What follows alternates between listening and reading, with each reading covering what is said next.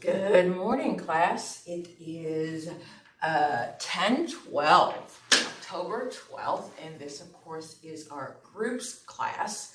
So we're on chapter 6, and we're going to learn about task groups. Okay, so let's get started. Actually, before we get started, I wanted to make sure that you were using this to the very best of your ability. So if you see on the side, if you see on the side, there are a couple of things that would help you as you're going through this course.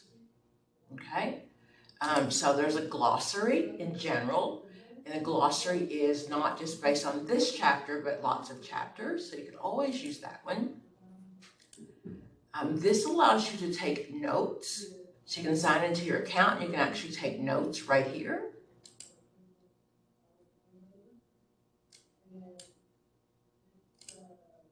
Okay, so start your school or career portfolio. So this is just a great place to start looking for a resume or start keeping things for a resume.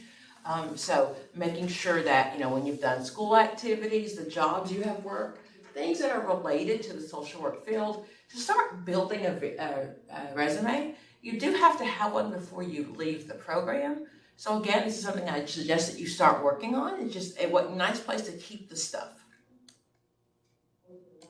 Study Hub allows you to study with other people. If you want to create a study group, you can add people and come up with things you want to study with. This one, of course, the Read Speak, it allows you to have the book read to you. Okay, so if you're having some difficulties with some verbiage or you'd like to be read to, like I do, you can always use this one. Okay, so this is kind of lets you know what homework you have. And it'll tell you what you've done or what you haven't done. See, these are all the ones that you have to do. Okay, and then of course these are flashcards. So flashcards, this is for just this chapter, and it kind of tells you just some terms that you might see in the book as you're reading. So you'll see those flashcards. Okay, and progress, if you click on that one, it'll tell you where you're done with the assignments, where you are and where you should be. Okay, so it gives you the grades. So what does this mean to me? It gives you the grade, all those things. So mine shows me how many people have submitted it. But on your end, it'll show you what is due. Okay, so it tells me that 91% of the people have done this chapter. The average score. So so it kind of lets me know what's going on in class. Okay, so and for you to go out, it talked about you where you have gone to class. So be sure to check those out while you're using this platform. Oh, by the way, I didn't touch on the book. So you may have been accessing your ebook a different way, but of course with Cengage MindTap, you can just access your book from right there. Okay, so also remember we're going to the ebook platform for total classes in January. So again, make sure you get used to this platform. Okay, so let's get on with our discussion for today. I'm going to close that back out.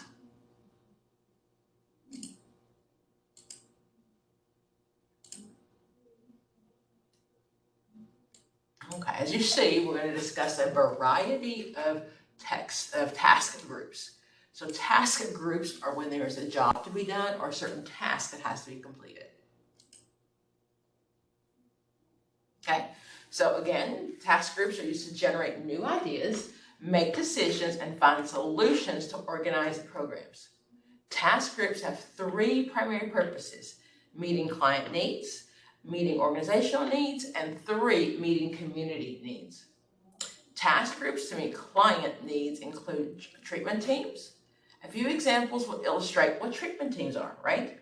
Okay, so then treatment teams are professionals at a usually community health place, whether it's residential or an inpatient, outpatient place. That's many times we have task groups. Our group is the task is to help people learn to be sober, help them deal with the withdrawals if need be, but all those are a specific task that's given in that group. At such meetings, the second focus is team building. At times, team building trainings meet for the purpose of developing, monitoring, or coordinating coordinating a treatment plan for the clients.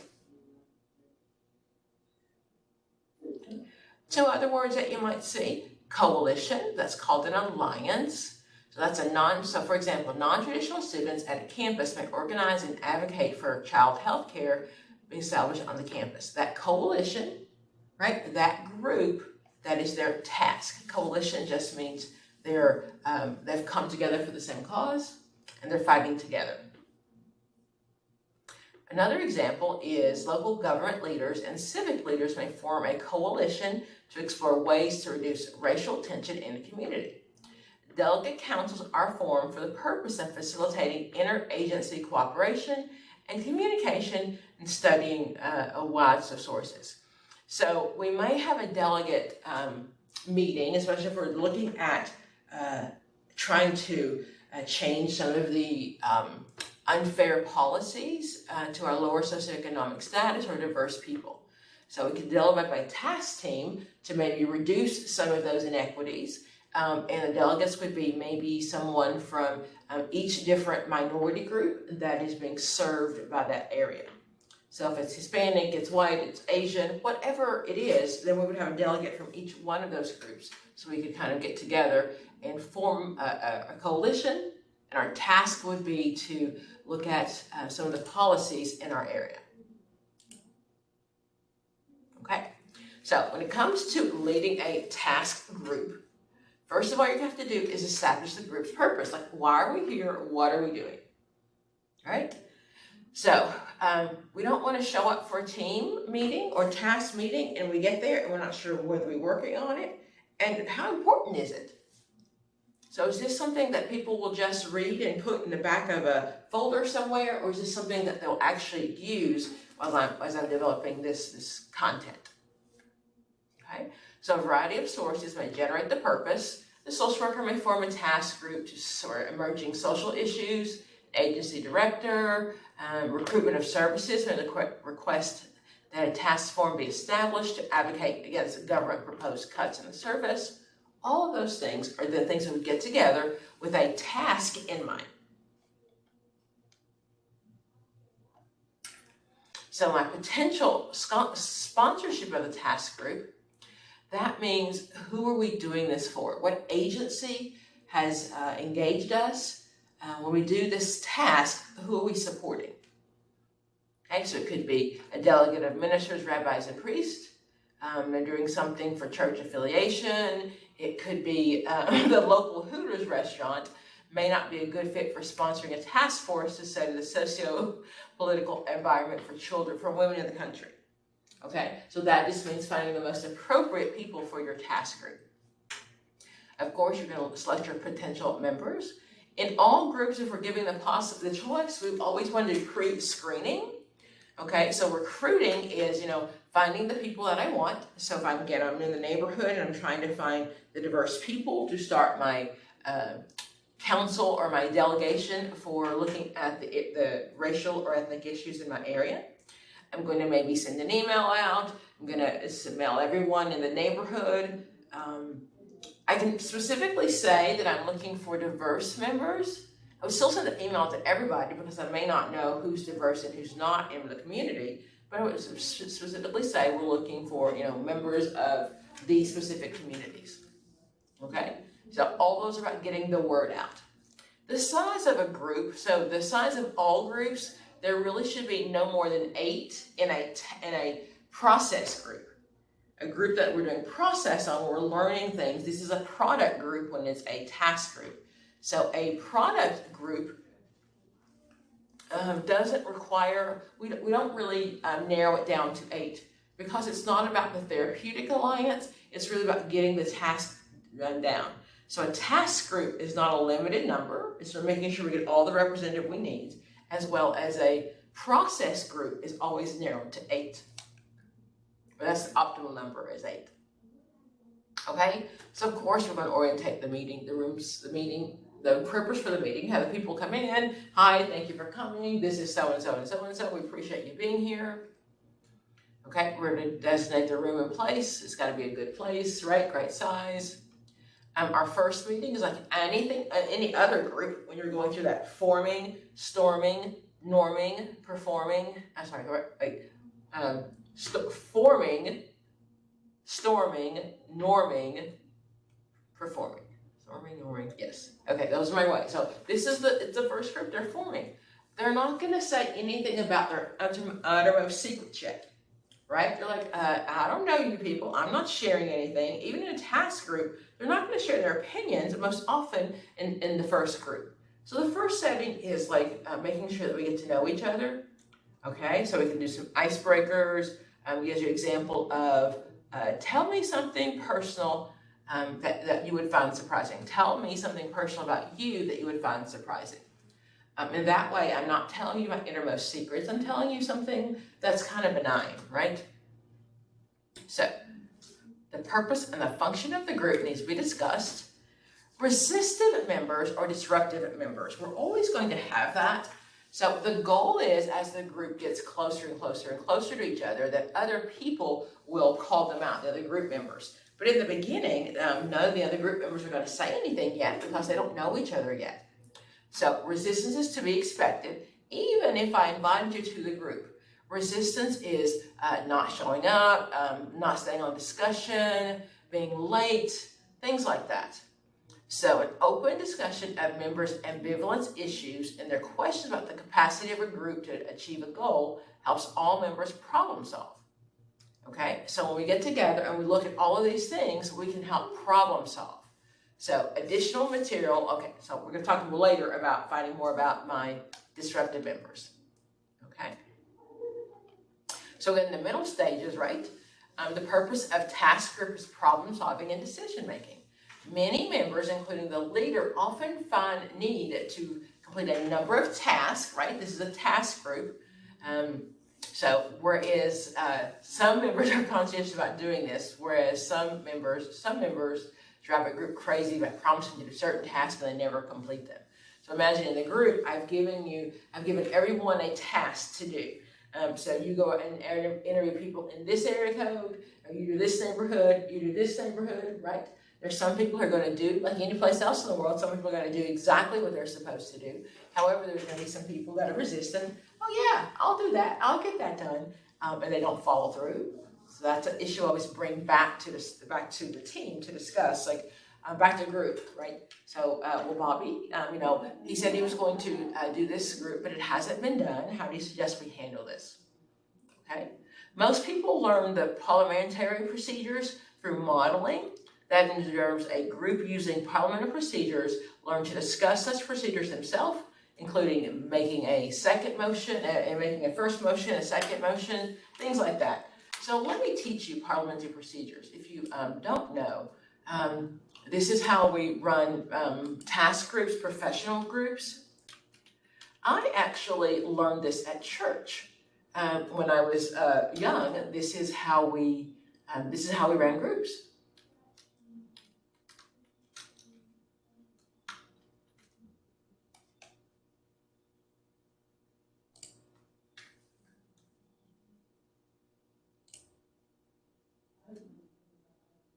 Okay, so these are called Robert's rules. This is kind of a cheat sheet of how a group should run. Okay.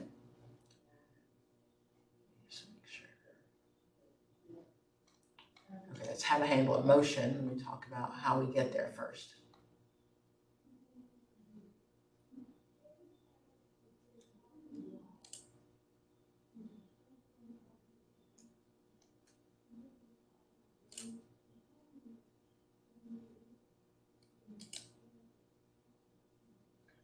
Okay, so in a typical meeting, whether it's a staff meeting, an advisor meeting, or any of these meetings, we all use the parliamentary procedure, okay? So then, this is what we're going to do. The first thing we're going to do is a call to order. So if the meeting is supposed to start at 2 o'clock, we'll say, call to order, the meeting is starting, and the recorder will report the meeting is starting at 2 p.m. Then we can do an open exercise, so that's often optional. If it's a really new group, we don't meet very often, we probably will do an open icebreaker to get people more comfortable, okay? Then a quorum has to be established. So that's a necessary number to transact business legally. So we're in the school board, the school system that I work in order to have a quorum, we have to have at least 3 outside members on my team. Okay, so I can have students, I can have alumni come back, but I have to have 3 people at least that are not familiar or they're not a part of our school system. So those are usually the local businesses that support the group or local businesses that my students might attend or work there in the future. Okay, we're going to read the minutes, right? The minutes are the minutes from last week's session, okay, the last time we met. A treasury report is often like how much money we have in the bank or in our account. The officers report, right? So this is each one who has each officer, the president, the vice president, all those things that might have something to say to guide the meeting. Okay, so if there's something special, so matters on the agenda that we need to discuss, we're going to get unfinished business first. So whatever we were talking about last time and we didn't clear up, we're going to bring to the forefront because we didn't finish that business. Okay. The new business, of course, new business, we do have an agenda for the program, but if there's anyone else in the group that has something they want to discuss, they can bring it up under new business. Okay. And then we're going to plan to discuss, right? Acceptable to close business meetings here, but not to adjourn. So that's I talk about the program, and then future announcements or things you need to remember, and then we adjourn. Okay, so that's what it looks like to the order of business. Okay, so let me kind of show you what I did before. The one we looked at was the cheat sheet. They're called Robert's Rules, but here's a good idea. So if you're in a group and you're doing one of these meetings and you don't know what to do or what to say, this is a heads up.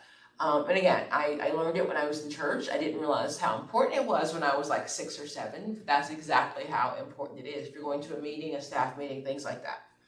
So if you want to adjourn, you say, I move that we adjourn. Okay, so then the majority votes needed. So I mean that we adjourn, and then we usually say, second that motion. Okay, so you second the motion. If you're talking about the noise, the point of privilege, amend a notion. So amend a motion means that there is something that you have suggested, and then maybe you want to change your mind. I want to amend that motion. Let's change that. Okay. So let's see. Or the object to procedures or personal affront. Point of order, that just means, wait a minute, let's come back. That was not an okay thing to say. Point of information is you're requesting more information. Okay, and again, just handle a main motion. Okay, consider the motion. The chair puts the motion to a vote. The chair announces the results of the vote. Okay, when debating your motion, you listen to the other side, you focus on issues, not personalities, you be polite. Okay, and then these are the accomplishments that you want to attend in a meeting. The main motion, the attending a motion, refer to the committee, postpone indefinitely. So postpone indefinitely means it's not indefinite. We're postponing it to the next meeting until we get more information, so postpone indefinitely. Required previous questions, limit the debate, postpone immediately. Postpone indefinitely gives that we won't have a time frame when we're going to discuss this again. It could be 6 weeks, 6 months. Right now it's postponed indefinitely. We can call a recess. Which in court, right? These are called a 10-minute resource, or they can ask for a break, a 10-minute recess, or just ask for a break. Call of orders of the day. Again, that's where, getting the day started. The chairman is not following the order of the approved agenda. Suspend the rules. Those are the most important ones you think you need to see. Okay, but those are Robert's rules. That's a parliamentary way that we handle task meetings and business meetings, any of those things. So that was in the middle stages. And then we adjourn the meeting, of course, and I'm going to say, I make a motion that I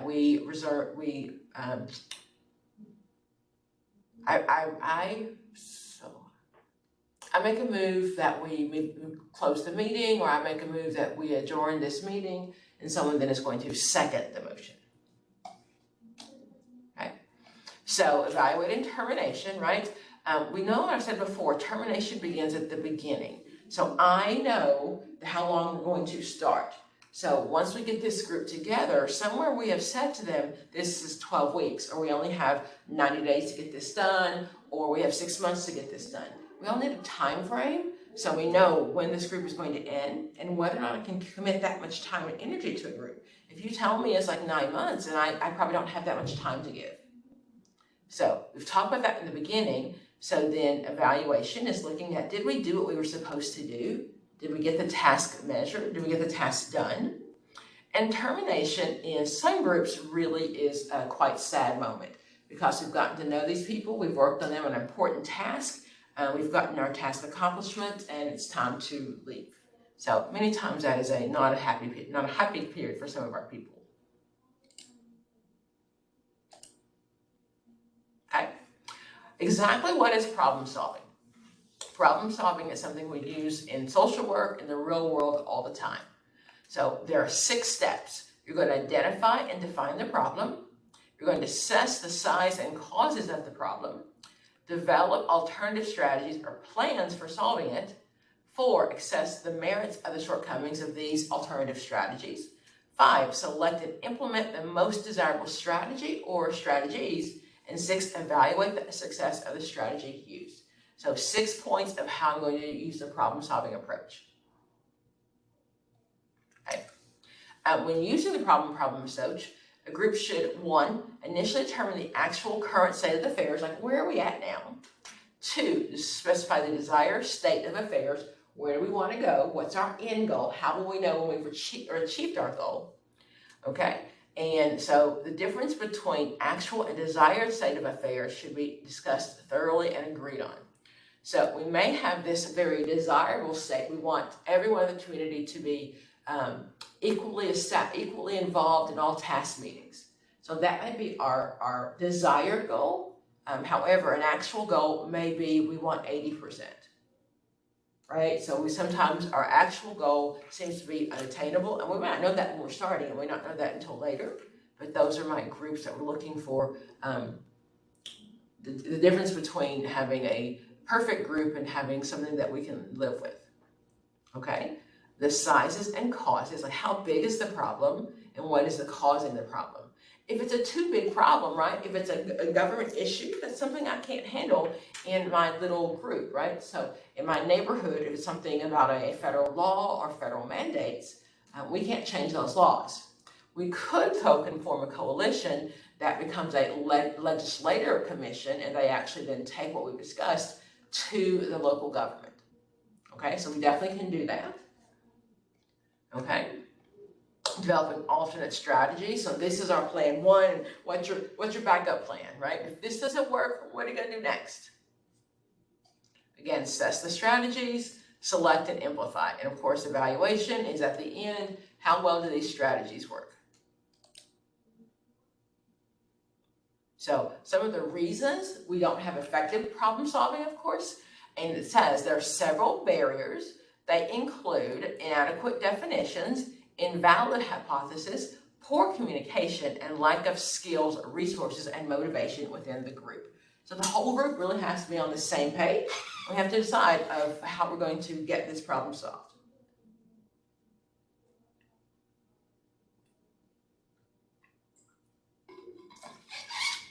Okay.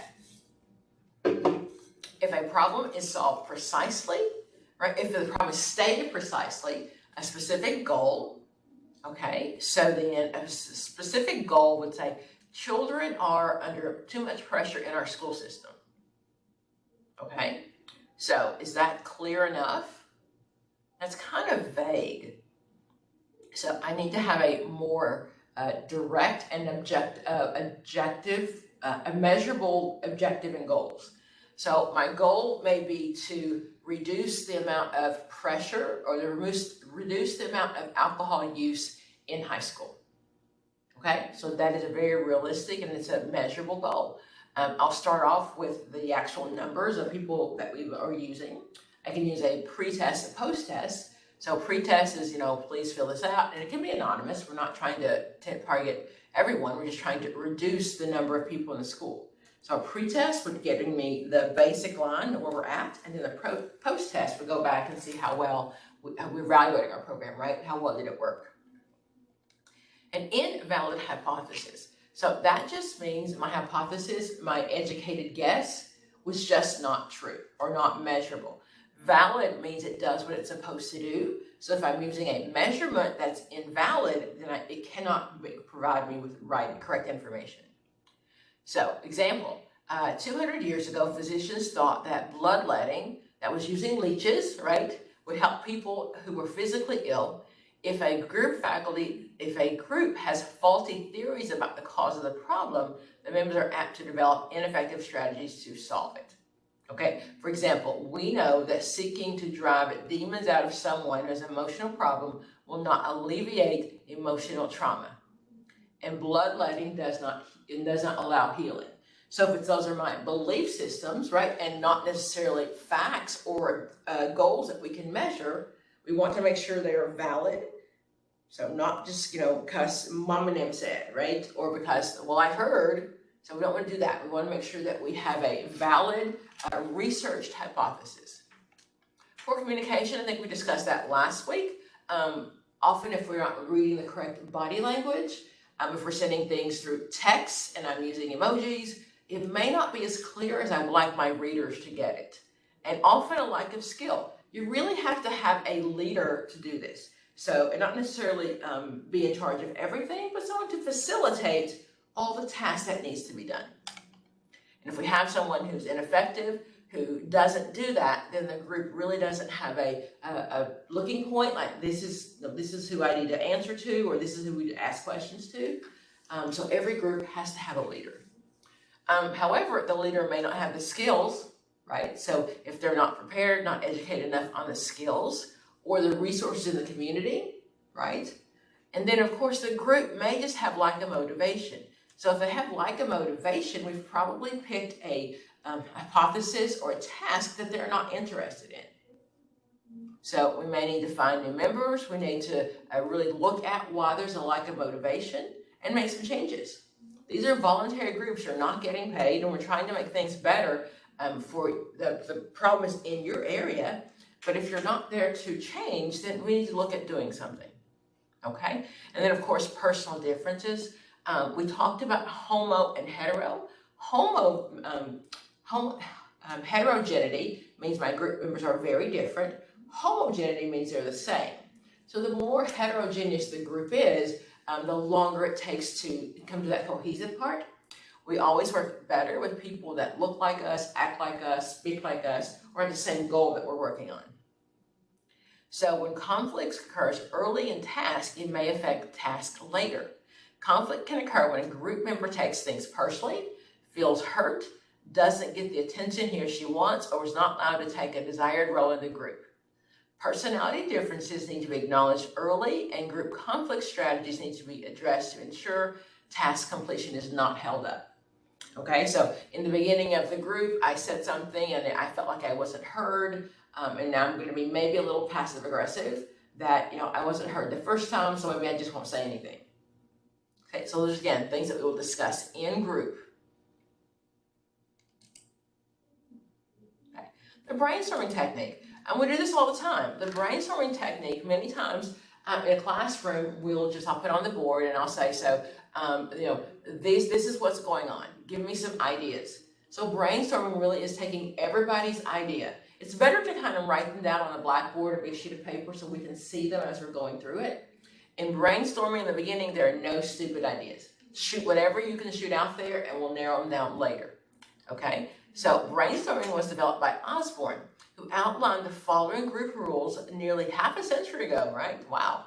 So brainstorming can last anywhere from 1 minute to half hour. The session continues as long as ideas are being generated. Each session is to be freewheeling and open. The wider and more absurd the ideas, the better, as these ideas may lead to a breakthrough or for a new course of action. Criticism or evaluation of any idea is not allowed. These ideas are simply listed to the group as rapidly as possible without comment, discussion, and clarification. So you're just kind of throwing your thoughts out there. Let's try this, let's try that, have we thought of this? Just throwing them out there, we're writing them down, just kind of get all the ideas possible without somebody saying, oh, that's stupid, or we know we can't do that. We're just trying to brainstorm and get the ideas out. Okay? So then we're going to go through some of those brainstorming ideas. Okay? So a relaxed, congenial, that means friendship, right? We're being nice to each other. Cooperative atmosphere should be promoted. And all members, no matter how shy and reluctant, get to participate. They are encouraged to contribute. It's sometimes viable to limit members to one idea at a time, right? Because that way we kind of move through it quickly. So if you wrote more than one idea, pick the one that you really like the most and we'll talk about it, okay? For people unfamiliar with brainstorming, the rationale and the rules should probably be explained. So again, the rationale is just to come up with a new idea or a different way of completing the task with everybody's input. Okay. If group members find brainstorming a strange experience, initially it can lead to initial sense of discomfort. Okay. So remember that if it's the initial session, I may not say what I really think because I don't trust this group yet. Later on, if we brainstorm something where I know that my ideals won't be ridiculed, then I'm actually much more open to do that. Interpersonal contact and conflict is in between two people. So INTER means between two people. Like intercourse, INTER, is at least two people. So when I say interpersonal, that means I'm having a problem with members of the group or somebody in the group. Okay, and adults can have conflicts as well. So a conflict among group members at the moment of truth is in group effectiveness. Like that. Okay. They have potential for producing both highly constructive and highly destructive consequences for group. Okay, we've got some conflict among the members. Okay. Conflict they're a natural part of the group, right? We talked about the forming stage and then the storming stage. So that's natural part of the group is we are battling, jockeying for positions and battling each other. So in the early stages, the leader, the social worker really has to step up more and take more of a leadership role, okay? Because the new members don't trust each other yet, so I can't go back to them. So in the beginning, I'm going to assume it's natural, of course, and we need to go through that. It says conflict can also lead to greater commitment, cohesion, communication, and cooperation, and can revitalize stagnant groups. Okay, so just because I don't agree with you, we can discuss that, and especially later on in group, we can actually discuss that without there being too much feedback, too much criticism, because other group members are open to hear new ideas. Okay, techniques. So we don't want the win-lose approach. We don't like that. That means one group member wins and the other people lose. We don't like that. We want a win-win approach. We want an approach where both people can come to, it works out well for both people. Can we come up with a compromise? Can we come up with something that both people can live with? Because we don't want a lose-win situation. We want a win-win situation. Okay?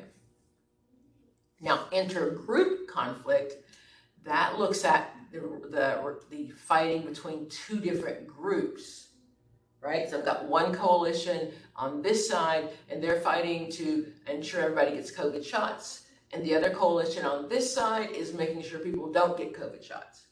So that's intergroup, that's among two groups conflict, okay? So again, in an intergroup, the sides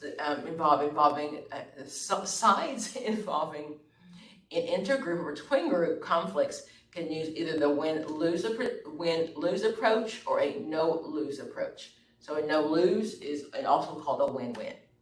Okay. So then each member has a way of sharing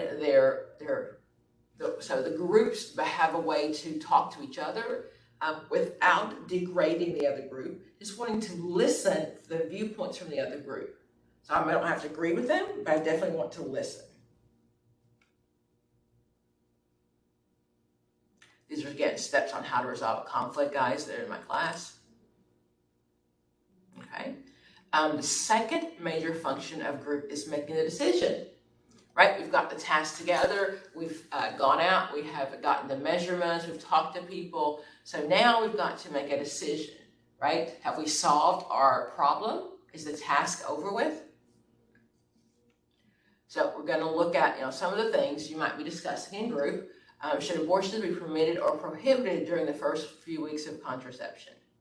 Should homosexuality be viewed as a natural expression of sexuality? Things like that. I'm going to go back to the COVID, no COVID shots, because that probably seems to be the most relevant thing in our area right now. So the question is, if we're doing those two discussions, like how do we come up with a decision of what we're going to use? Okay. So there are ways of problem solving, or ways of reaching the decision. Consensus, that means we can live with it. It doesn't mean majority rule. It means we can all live with it. Simple majority vote, that's right, who has the most votes wins. 2/3 or 3/4 majority. So I think that's what we use in Congress, right? 2/3 of the group members have to agree. Delegated decisions, multiple voting, or average individual opinions. Okay, so let's look at some of those. So consensus is the approach most effective for involving all group members. Okay, so consensus is more commonly defined as a collective opinion arrived by a group of people working together under the conditions that permit communication to be sufficiently open. So I may not totally agree with what the other group says or the other group members say, but the decision we've come to is something that we can both live with. Okay, now majority of rule is one side's right, one side's wrong, and we are not often fans of that. Majority vote, right? That's who got the most points win. Okay, so 2/3 majority, and I said this, wow. So a high percentage majority vote, such as 2/3 or 3/4, is used primarily for decisions of substantial consequences, such as in enacting amendments to the U.S. Congress or changing the bylaws and the constitution of the organization. A high percentage majority is also often used by government decisional making and government decisional makers to pass emergency requests for special funds. Okay, so the type is a compromise between consensus and majority vote. So it really is a 3/4 or a 2/3 majority.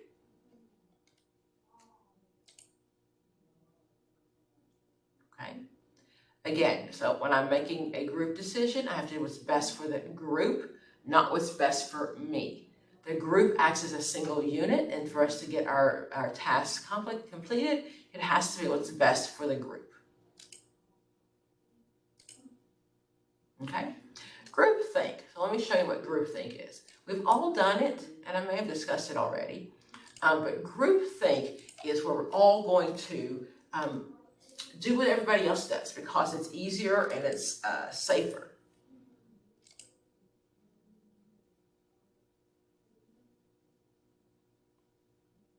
My favorite one. Okay, so groupthink is a physiological phenomenon that we want to agree with people. So this is a board meeting, right? And they're doing all those board meetings that we've just talked about. And the president or the leader says something ridiculous like, I do realize that Friday is casual dress day. Let's get real casual and all come to work in our pajamas. Like, what? Do you agree?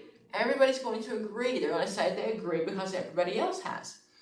But inside they're thinking, no way, we're doomed. No how, bad idea. Oh, please. And what we know is true is if one member disagrees, then other members will disagree as well. Okay? So when it comes to groupthink, sometimes you'll see they hire a confederate or an actor to come in and really go against everything the leader says, because that'll stir up more conversation and get to more real feelings. I've said this before, so I worked at this job for quite a while before I told anybody that I didn't like Chinese food. We went like several times a month, right? And I was new, I wanted to fit in, and there was always salad at the bar, right? And then finally one day I'm like, this is gross. So to someone I just couldn't handle it.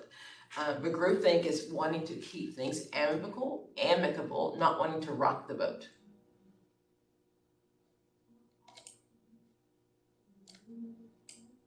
Okay.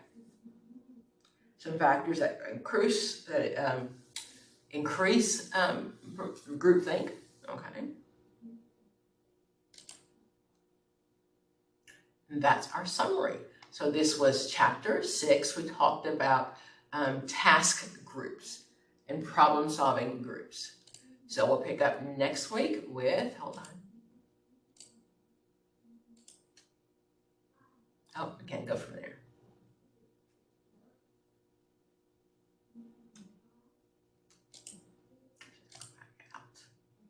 Okay, number 7, chapter 7 will be next week, and I do think that's on diversity. I'm not really sure. But yes, thank you very much for being in my class today. I hope you learned a lot. Dr. Pam Turner, thanks.